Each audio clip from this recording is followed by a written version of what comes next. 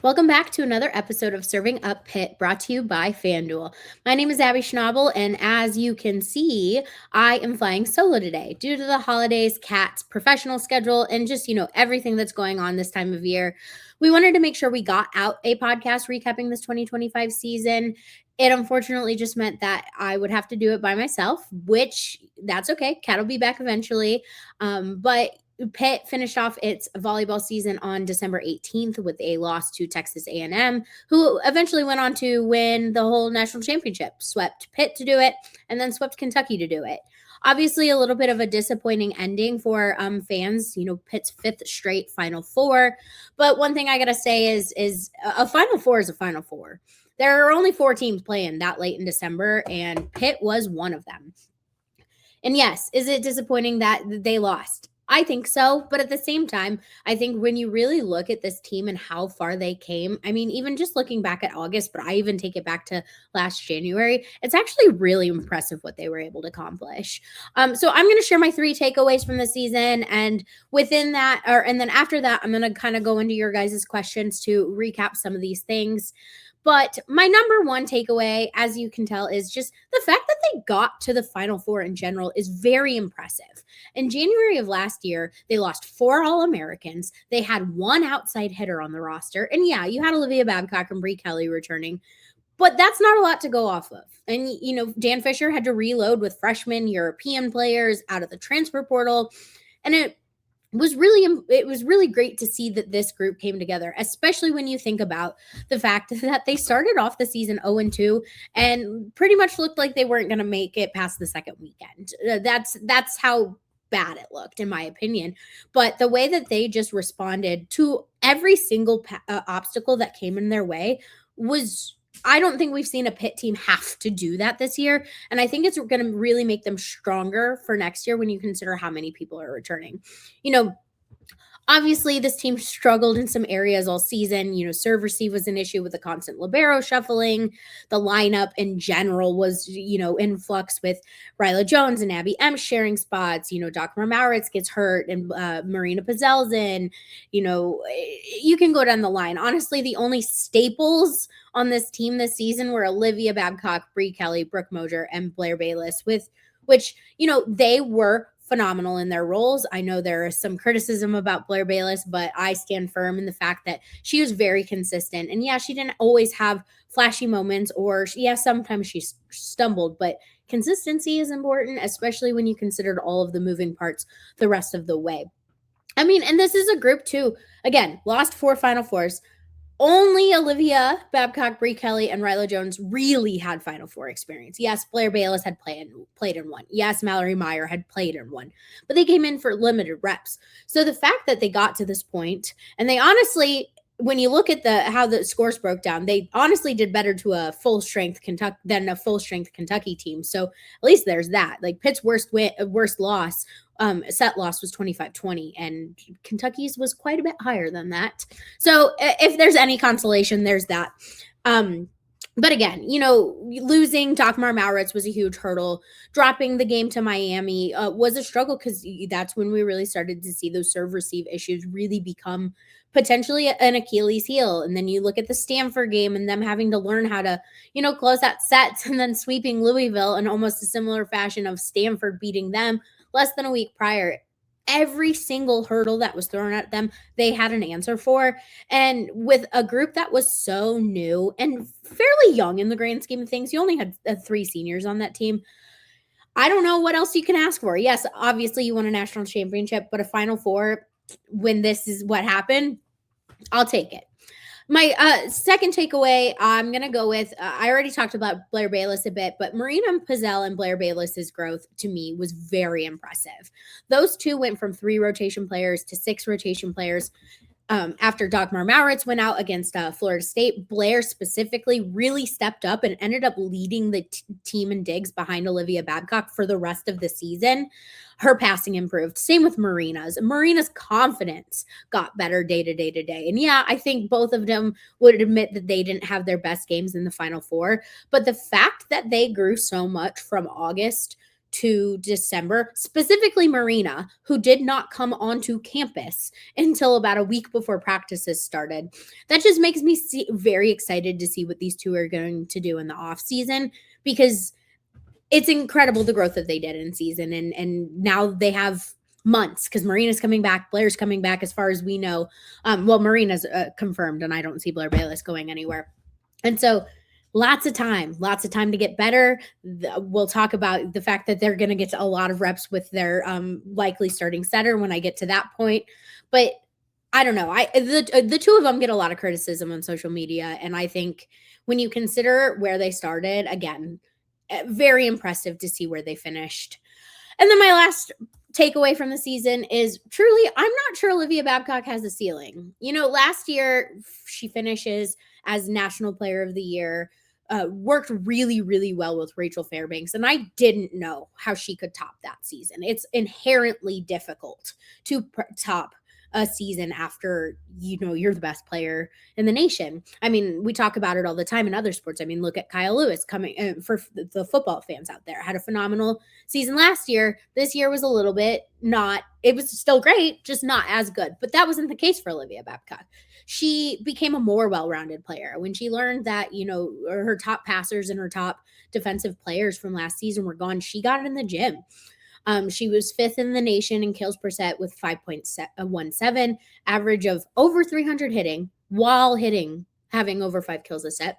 Led the team in digs, was blocking like crazy. I mean, I think back to the Texas A&M game, and she outblocked Defena Casapala, who I consider the best middle blocker in the nation. But just the fact, and then she shows up in the hardest environments. It's not like she's padding her stats against, teams like Jacksonville and Wright State, and that's no discredit to those teams. It's just they're lower level teams than an ACC squad like Pitt. But her best performances of the season arguably were her 41 kills at Louisville and her 45 kills at North Carolina. And she won those games for them. I don't think you can say it any other way. Anytime a player has over 40 kills is crazy. And then she won National Player of the Year again. I think a lot of people were concerned that maybe she wouldn't get the back-to-back simply because maybe the AVCA wanted to share the wealth, but that was not the case, and I think it was a well-deserved reward. She's only the 6th player ever to repeat as a National Player of the Year, the 5th to go back-to-back.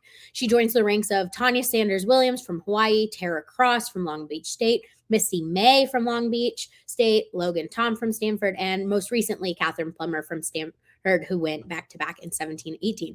And Olivia Babcock has a chance to three-peat because next year she's back, and next year she's got another great setter. Because Brooke Mosier, I forgot to mention her in my earlier stint, but Brooke Mosier had a huge hand in helping Olivia get those numbers, and I honestly think she was Pitt's X factor. I think a lot of people probably thought that there was going to be a decline in the setting after Rachel Fairbanks. Brooke Mosier didn't decline. She made this team really solid.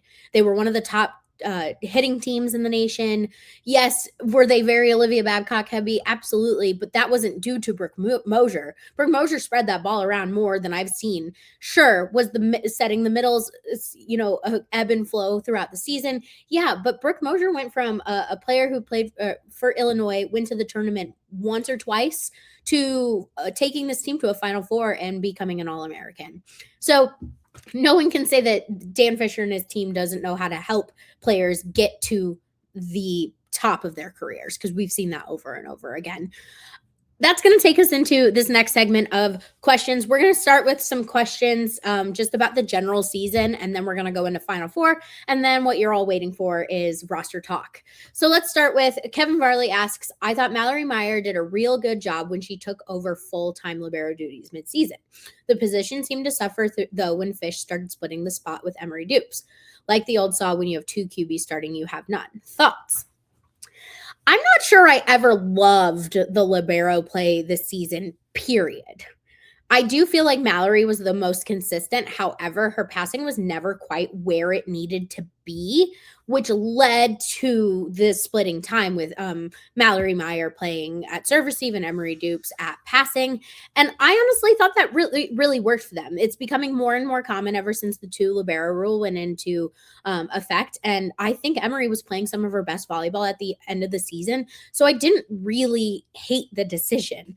I think overall, the liberos were not where Pitt needed them to be, and I think that's what you saw in the Texas A&M game. Another libero question is, why didn't Izzy Maston, from Sharon Douglas, why didn't Izzy Maston get more playing time when she was the fastest little, and will she be competing for a starting libero next year? So I love Izzy. I think Izzy Maston hustles, which is key for libero play. I think you saw her hustle probably more than any other player except for maybe Olivia Babcock.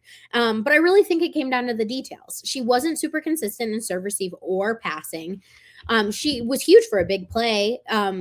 She made top SportsCenter top 10 multiple times this season, but consistency is key. And we have to remember that we only see half of the performance. We don't see them in practice. We only see them in games. And so, yes, we saw her play really, really well, but was that what was being seen in practice? I'm not sure. That being said, I expect her to be the starting libero next season. I don't have that high on my list of portal needs, which we'll go into a little bit later, simply because of, again, similar to Marina Pezelj, Izzy Maston didn't get onto campus until a couple weeks before practices started in in July. And she grew so much from August to December. Imagine what she can do with full off season with Dan Fisher, Kellen Patrone, and the rest of this staff. So I think Izzy Maston, like if I had to give a gold star, was probably my gold star libero. However, I think Mallory Meyer and Emery Dupes were just a little bit more consistent, which makes sense. I mean, Izzy Maston is essentially a high school senior. She graduated early, and what she did this year, I can only see her improving upon. Moving on to some Final Four questions. Kirby Zazula asks, what went wrong against Texas A&M?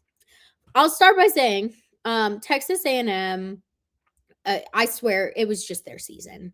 I don't think anyone could have stopped them. They went through Louisville, Nebraska, Pitt, and Kentucky, all of which were in the top 5 at some point this season.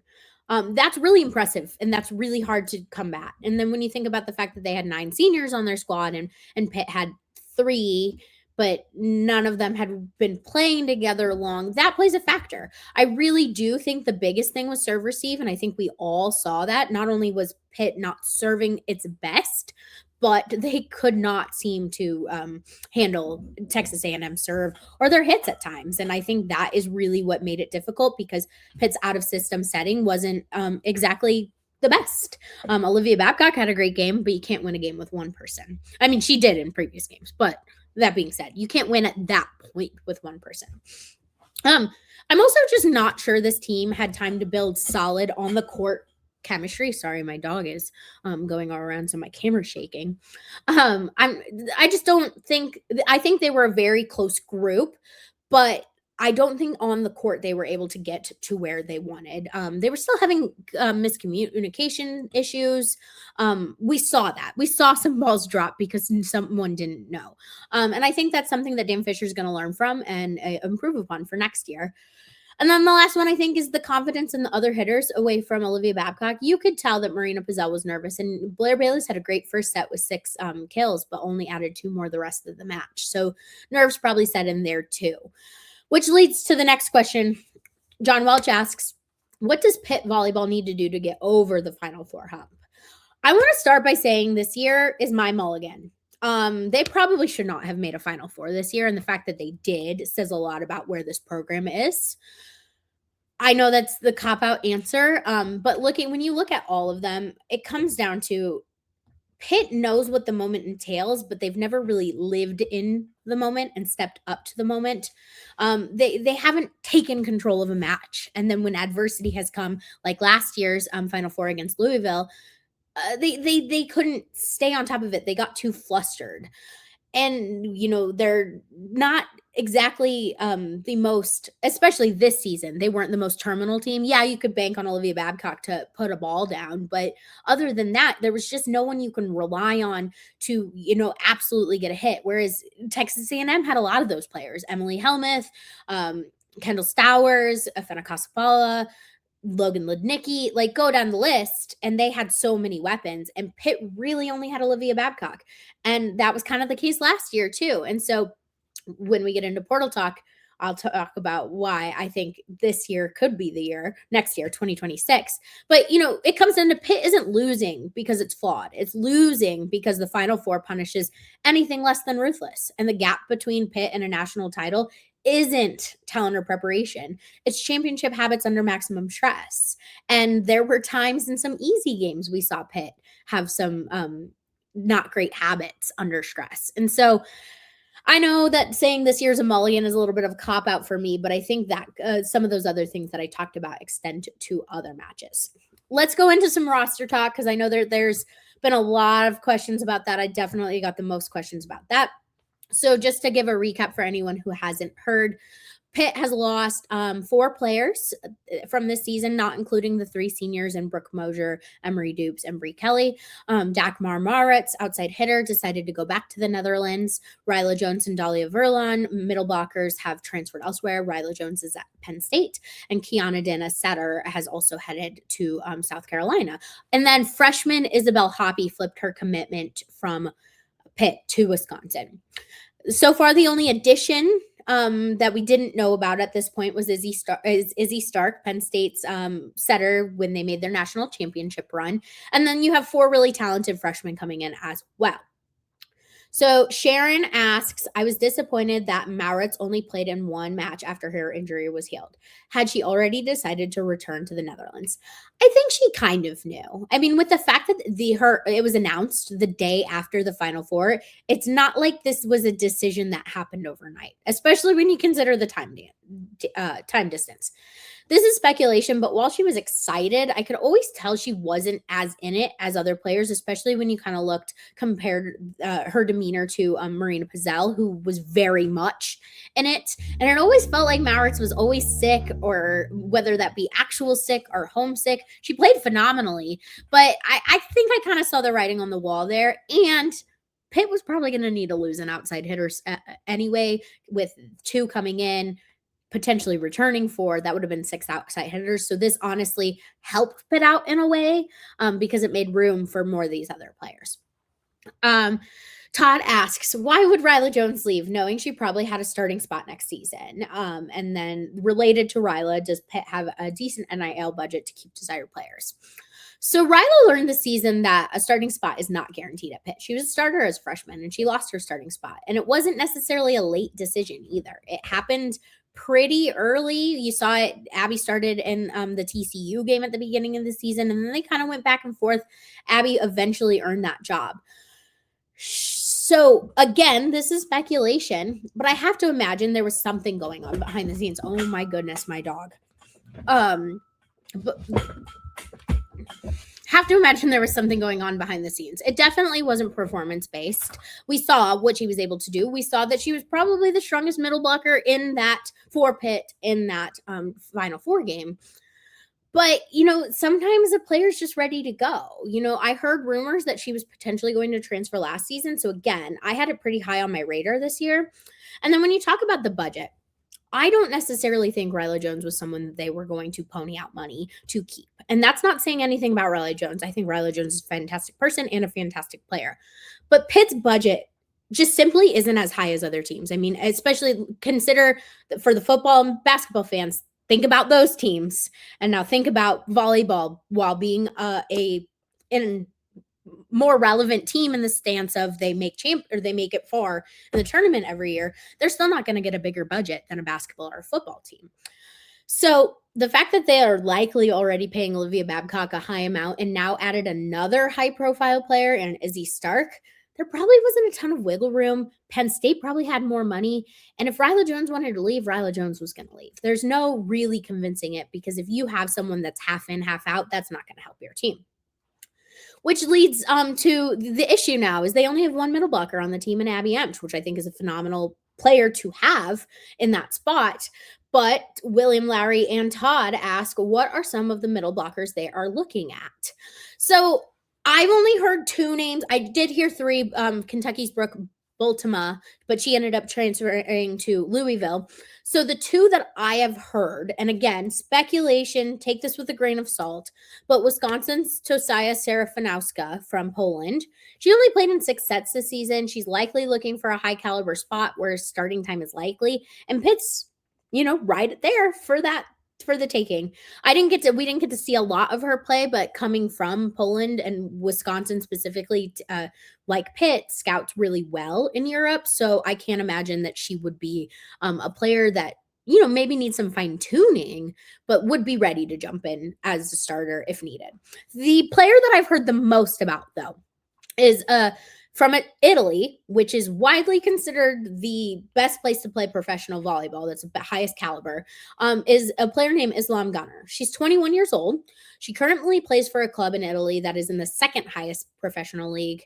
And only that team only recently got relegated to that league. They were in the highest league, got relegated after finishing last in the season. And we saw what Pitt has done with international players last season. Dagmar Maurits and Marina Pezelj ended up being huge gets for Dan Fisher and his team. And so I like both of those options. I guess we'll see. There's not a lot of top middle blockers to take from, but Dan Fisher has never been, and his team has never been bad at developing middle blockers. When you think about it, some of their top middle blockers came out of the portal, in Serena Gray, who was pretty established at that point, but went from an honorable mention All-American to a higher All-American. And then Brie Kelly, we just saw her and what she was able to do this year. And then Emma Monks, if you remember in the 2023 season when Brie Kelly was supposed to be the starter, Emma Monks ended up having to play and had a really great season, if you recall. So that takes us to the other thing, freshmen. So Pitt has 4 coming in now in outside hitter Ayanna Watson, outside hitter Lola Seguir, right side Jessica Smallwood, and libero setter Trinity Thompson. So Kirby Zazula back again asks, can we expect the freshmen to contribute? And I'm saying it now, and you hold me to it.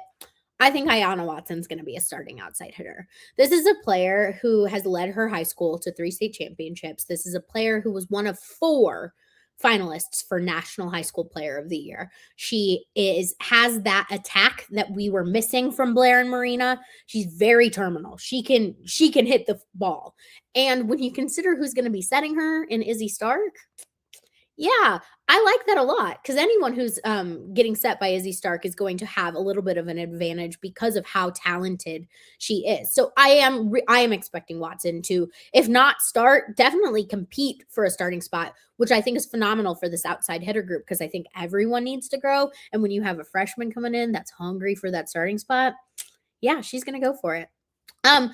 And then, Jessica Smallwood, Lola Seguir, and Trinity Thompson are on my radar. I think unless Jessica Smallwood and Lola Seguir switch positions, I don't see them getting much playing time, and I don't see them switching positions unless absolutely needed. There's been talk about, Jessica Smallwood could be a middle blocker. I don't think they're going to want to do that because they have to get their next right side ready. Olivia Babcock will graduate at the end of 2026, and you need someone to step into her shoes. And then Trinity Thompson, I think, is going to, again, challenge this libero group of Izzy Maston and Mallory Meyer. I don't necessarily know if she'll earn a starting spot, because I do think she's going to be more in a libero role than a setter role. And I could see her being a DS, though, if needed. Ayanna Watson's passing is pretty good. However, sometimes Dan Fisher likes to have a DS if needed. So that's, I think we'll see. Todd asks, what's the deal behind the Hoppy departure? She had to know Pitt was going to bring in another setter, right? I honestly am not sure if she did, because I wasn't 100% sure if Pitt was going to bring in a setter. I know how high this coaching staff is on Haiti Tatua'a and Isabel Hoppy. So I'm not that I was surprised that they got Izzy Starck. I think none of us were surprised when it was actually announced. But I wouldn't have been surprised if they didn't go after a setter simply because they liked who was coming in. So, and with the fact that, just a week before Starck had announced and then Hoppy had announced, Isabel Hoppy was retweeting and posting all about Pitt things. So it seems like it kind of came together pretty fast. And she has a lot of familial ties to Wisconsin. Her parents are from Wisconsin. There are a lot of Wisconsin grads there. So I kind of feel like she was just looking for a better opportunity. And Izzy Starck potentially has 3 years, whereas Charlie Furbringer at Wisconsin only has 2. So without actually speaking to her, I can't totally weigh in there, but I wouldn't have been surprised if they didn't have another setter. So our last question about rosters and portal needs is from Kirby Zazula. What are other roster needs? It's simple. Middle blocker, obviously. We've talked a lot about that. I'd like to see them get 2 if possible, because you don't want to risk one of them coming in and getting hurt, or Abby Emsch getting hurt, knock on wood. And then I don't think it hurts to look at libero. I don't necessarily think you need a libero, but some Pitt fans will disagree with me there. But Wisconsin just lost 2 really talented liberos in Anaya Warren and Maylee Chan. I'm assuming they're going to be looking for starter minutes, and I don't think that's guaranteed at Pitt, but I do think Dan Fisher is going to be pretty hard on his liberos in a good way this year after seeing what happened. And then this, again, might be controversial because I know I've seen a lot of Pitt fans talk about this. I don't think Pitt needs an OH. Don't go into the portal, spend money on an OH if you don't need to. You already have 5. All 5 are very talented. Ayanna Watson has a terminal hit, and we saw it from Sophie Gregoire, who was still coming off of an injury from when she was at Oregon. Both of those players are very terminal outside hitters, and so I'm not worried about outside hitter. So libero at this point, and middle blocker, because you got a setter in Izzy Starck. And now just to kind of look forward at 2026, BYBK asks, what does Pitt going all in for Olivia's last season look like? Getting Izzy Starck is one move. What other aggressive moves can they make? I think Izzy Starck was probably the biggest move they could have made. I think a lot of teams wanted her, and I think a lot of teams probably had a little bit more money than Pitt to get her. So she chose Pitt because she really liked the program. She also, I believe, has family around here. Not that she's not from here, but like she has close family friends in Pittsburgh. So that may have played a decision. But I think when you have 2 freshman of the years with Olivia Babcock in 2023 and Izzy Starck in 2024, how much more loaded can you get? And so you're not going to like my answer because I don't think they need another aggressive move. The talent that they have in this gym, starting in January and then getting even more big in June, depending on who comes in January. I know Ayanna Watson's coming in January. I don't know after that. This team's going to be pretty good in my opinion. And I'm not sure there's anyone in the portal right now that would really add to that. Get the Italian middle blocker, and then we're talking. And he continues with this question of, do they have the AD and Chancellor's full support? I can't speak about the Chancellor, but one thing I know about Alan Green is he loves to win. So I imagine he's doing everything he can to make that happen. And then, I said this earlier, is I just don't think that their budget is nearly as big as some other volleyball programs because Pitt in general has, funding issues. We've talked about that on other podcasts, football and basketball. We see that at times. So I can't imagine that they're getting more money than those 2, but I do think their budget is pretty decent. And then what are you hearing about playing at Victory Heights next season? They will play at Victory Heights next year. For sure, played their last game in the Fitzgerald Fieldhouse a couple weeks ago. It was the last game before Louisville, the last home game before Louisville. And there was talk about a potential soft launch in the spring. Not sure where that went. It won't be the first game of the season since they're hosting the opening Spike Classic at the Peterson Events Center. Don't believe Google AI because Google AI tells you they're open at Victory Heights, which is not the case. So anticipate those games being played there. And the last thing I'm just going to say is, after what we've seen this season, I stand firm on something I said after the 2024 Final Four, in that I've been saying 2026 is the year they're going to win a national championship, or at least have their best shot at a national championship. And people are going to say, oh, what, that 2024 year was their best shot. Yeah, maybe. But this 2026 team is going to be really good. And I think with what they did in 2025, they can only go higher. They did that with a group of players who had really never played together before, and now you have a lot more continuity. In my mind, I'm only really seeing 2 starters being new, in Izzy Starck and whoever is the middle blocker, alongside Abby Emsch. And that's a really great foundation. But that's going to go ahead and wrap us up here at Serving Up Pitt, brought to you by Fanduel. I want to thank you all so much for listening to our coverage this season. It was so much fun to do this podcast. We will be back in a couple weeks to hopefully talk about, what the roster looks like now. And then we'll probably take a pause from there until next volleyball season, just because there's not a ton of off-season news. We'll jump in when needed. And don't forget to make sure you're following me on Twitter, following all our work at post-gazette.com, because I will keep the volleyball updates coming there as well. Again, just want to thank you so much for following along with this volleyball podcast, and we will see you next time.